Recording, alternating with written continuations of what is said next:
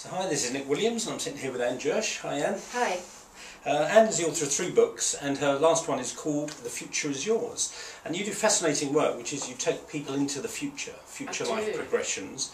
Now, as you've said in the past, you know, quantum physicists, scientists have always said, you know, time is an illusion and time is not linear. Yeah. So it obviously requires for some people a leap of consciousness, a leap of kind of understanding to think about going into the future. So how did you come across this and how does it work? How do you take business people and other people into the future? I'll tell you how it started. I worked, basically I've read tarot cards for many, many years. That's been my main work for over 30 years. And I was always fascinated by past life. So for 20 years I've been playing around with past life and having amazing results. And you think, well, okay, that's something, if somebody says, oh, I was in, I don't know, Africa and such, how do you prove it? But what you find is certain things make so much sense that you realise that there's that connection there, and you can often release things that are not good for you or that have been holding you back. And I was playing around with past life, and I actually had some military people come to me, and I now work a lot with military people, and they had a number of past lives that all connected, where they kept seeing each other lifetime after lifetime. Really? Wow. And then we all jumped into a future life, all 3 of us together. We were actually in a session together, and we all saw things, and we all saw September the 11th, basically. Particularly the soldier lads, they had very clear images. We hadn't got a clue what it was. No, because it hadn't happened. How far ahead was that? It was only a couple of months, so it was quite shocking when it happened. We thought we were having a bad day. I mean, we just thought we'd got it wrong. It was quite chilling when it came up, partly because you think, well, we didn't know enough to stop it. You know, you've got to watch this unfolding. Although we saw it, what's the good of seeing it if you can't, something Mark Twain used to talk about, what's the point of seeing it if you can't do anything about it? But it made us realise that we tapped into something. And so I started to work with the soldiers a lot, and I find them particularly good to work with. That surprises people. People think policemen and soldiers will be sceptical, but I think what we're using is some primitive sense. And they use it all the time. I've never met a police... And intuition, which is so much of your work is about intuition as well. They use it all the time. They have to. Their instincts are heightened. Ours aren't, because of our everyday life we don't use our instincts. So I started working particularly with Dave Brown, and taking him forward, and he consistently predicts the future world events. Consistently, and not obscure things. We can all predict the odd train crash in an obscure country type thing. This is, and then it's guesswork. With him, he's very, very accurate, even down to specific people, days, times. He's amazing to work with. And so a lot of our work is on the big level global. And then I started to work with business people and sort of really look at trends, look at their company. And sometimes they find it hard to believe that will happen because they've got an idea in their heads and they go, my business partner would never cheat me. My industry will always be strong, especially if you're into what you do and you make the model car or the so-so, you think that will never become obscure. Yeah, people get very attached to things, don't they? Very so they're attached. not willing to look at other things. Very attached. And so it's looking at what they need to do. And so they do find it quite difficult sometimes to look at that. So we've had an amazing time with this. I started off with the tarot cards, as I said. The future life progression is taking everything to another level, where you can predict with the cards. With this, you're living it. You can look at, you can say, hang on, I want to have a look around that corner. I want to see what is that. You can keep pushing it and asking for more information. So you also teach people techniques, because I've seen them in the book here, absolutely. So that people can do that for themselves. Yeah. So it's not like you have some magical powers to do absolutely. that. You allow people to go into it, or you teach people how to go into different states and of I've consciousness. Got practitioners. Yeah. I've got a team of practitioners that you can go to. I've got over 80 practitioners. They're amazing. And they, all the time, it's very easy techniques to go and glimpse the future. Very easy. I often find, look at 5 years or 10 years and, you know, you'll be amazed at what's happened in that time, how much insight. And so that's my major work these days, the future.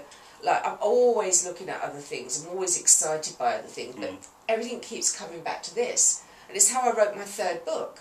And Piatka said, right, you're writing another book with us. We're really keen to see, come in with a number of ideas. And I walked in and I said, I've got one. And they were not amused. I said, I've got one. And I know what it has to be. And what I did was I kept moving forward 100 years into the future and asking this question. What do we know in the future that we need to know now? I'm looking at my industry. You could do it with any industry. What do we need to know? now. And it all kept coming back to energy and how we use energy and how things affect us. We often forget how just having, you can have an office full of people, you've only got to have one misery guts in there that will bring down the whole place. Sometimes these little things that affect us so much, the vibration of a place. And so I went forward, that's how I wrote my third book. And what was the thing then that you needed to know from 100 years' time? It was mainly to do with energy and how energy affects us and how we can change energy and how we can utilise it just by changing colour, just by using sound, just by being careful who we mix with, who we hang out with. So it's understanding ourselves as energy beings. Absolutely. Really. Yeah. And how everything's... I wanted to call the book initially Everything is Energy, because everything is energy. But that's where I got my information from. Now, I've got clients who write songs, and they've been struggling for a few years. I just took them forward, they found the next hit, and they run off quick humming, you know, with the tune in their head. I've got people who design things, who design machines. I'm working at the moment with somebody, and it's all about free fuel in the future, which is going to be quite exciting stuff. So I've got scientists using future life progression to make discoveries. So there's loads and loads of uses.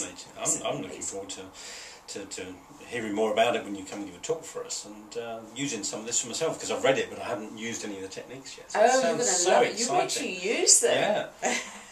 See what you're doing in 5 and 10 years' time. Yeah, no, it's fascinating. So, any 1 or 2 tips just for anybody watching about, you know, how they can tap into this power that you're saying we all have, but probably none of us use? I think the first thing is just to open your mind and be aware that you know that you can glimpse the future.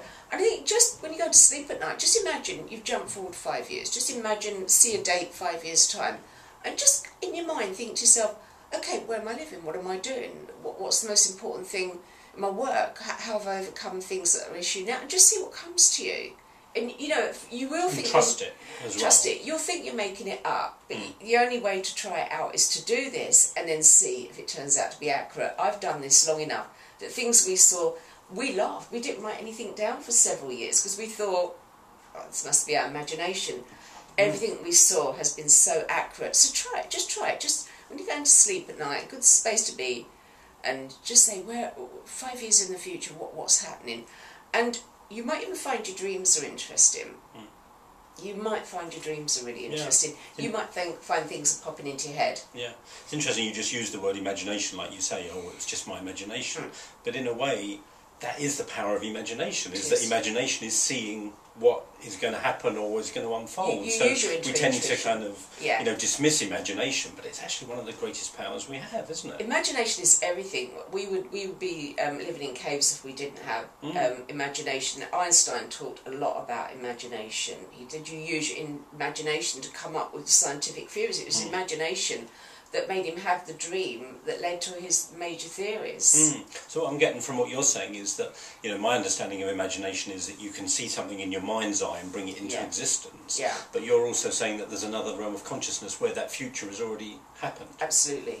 Absolutely. So it's not in the future, it's a future, or, you know, if you collapse time, it's already there. Absolutely. Well, that's the other thing that's really interesting with this is things we saw at 5 and 10 years in the future started to happen sometimes within weeks.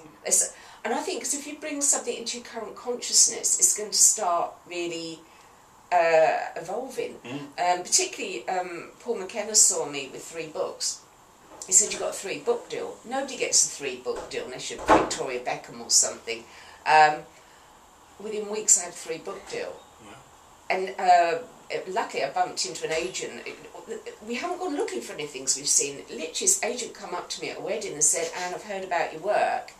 And can I represent you? Yeah, he said, are you working on it? And I said, yeah, I'm working on a book. That was my first book. He said, oh, really, what is it called? And luckily, Paul took me forward. This is another little thing you can do. And he said, you got your first book in your hand. What's it called? And I said, Instant Intuition. And that's where I got the title from, by going into the future. So you didn't know that? No, I didn't know that. Wow. No, I didn't know. And so what Paul did, very clever guy, he just said, what is the first chapter about? What's the second chapter? I said, oh, I've got one on dowsing. Didn't think I'd write about dowsing. We actually download our future books. Wow. So somewhere they're already written. Yeah. It's about tuning in to what you've already done. Absolutely. And so what is that major thing that you're going to do in the future and bring it into now, start working with it now. Mm. What is that? Anybody? What is the major thing, discovery? What is the big break you've got? What is it you're doing that you can bring into the now? Don't wait 10 years. We want it now, don't we? Yeah. So it's using imagination but trusting it as well, because presumably our rational mind could be very quick to dismiss everything. Very, so very it's really quick. believing and trusting. And I just think if you're going to go through the process, you might as well give it a chance, see if it works out. You might as well. You've got nothing to lose by at least giving it a chance to seeing if it works for you. And if you do, I do think you'll make a major discovery. I think you'll find something very important. Brilliant. Okay, well thank you very much. It's been fascinating talking to you. Thanks for taking the time. Thanks for watching this. Hope you've enjoyed it. Bye. Bye.